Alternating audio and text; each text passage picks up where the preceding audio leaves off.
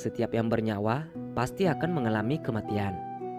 Itu berarti seseorang yang semasa hidupnya berada di atas tanah dan melakukan segala sesuatu untuk hidupnya, kini harus kembali ke dalam perut bumi.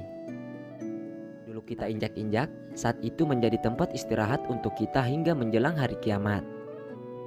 Memasuki ruangan yang asing pada hari pertama, tentu rasa resah dan gelisah akan senantiasa menghantui diri kita.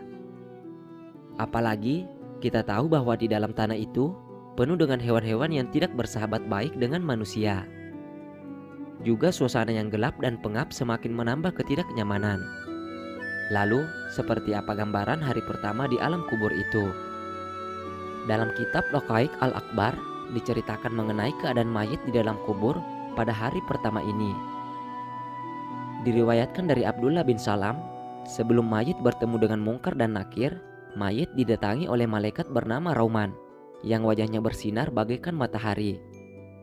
Rauman mendatangi mayit dan duduk lalu berkata, "Tulislah apa yang telah engkau lakukan, baik dan jelek."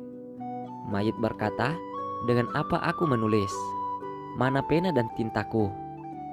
Rauman lalu berkata, "Lidahmu adalah tintamu, dan jari-jarimu adalah penamu."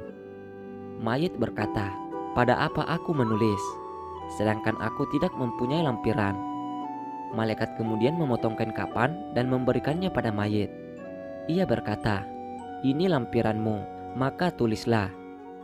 Maka mayit menulis amalannya yang baik. Ketika sampai pada amalan yang jelek, ia malu kepada malaikat tersebut. Malaikat langsung berkata, "Wahai orang yang salah, kenapa kamu tidak malu kepada Zat yang menciptakan kamu ketika kamu melakukannya di dunia? Dan sekarang kamu malu kepadaku." Malaikat kemudian mengangkat batang kayu lalu memukulnya. "Bangkitkan aku sehingga aku menulisnya."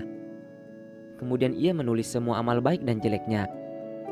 Malaikat Rauman lalu menyuruhnya agar melipat dan mengecapnya.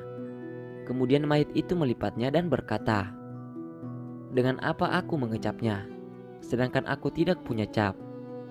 Malaikat berkata, "Caplah dengan kukumu." Maka ia mengecapnya dengan kukunya dan menggantungkannya di lehernya sampai hari kiamat. Sungguh beruntunglah bagi mereka yang selama hidup di dunia senantiasa mengingat Allah Subhanahu wa Ta'ala dalam setiap aktivitasnya. Ketika hendak berbuat maksiat, maka ia bersegera beristighfar dan kemudian kembali mengingat Allah Subhanahu wa Ta'ala.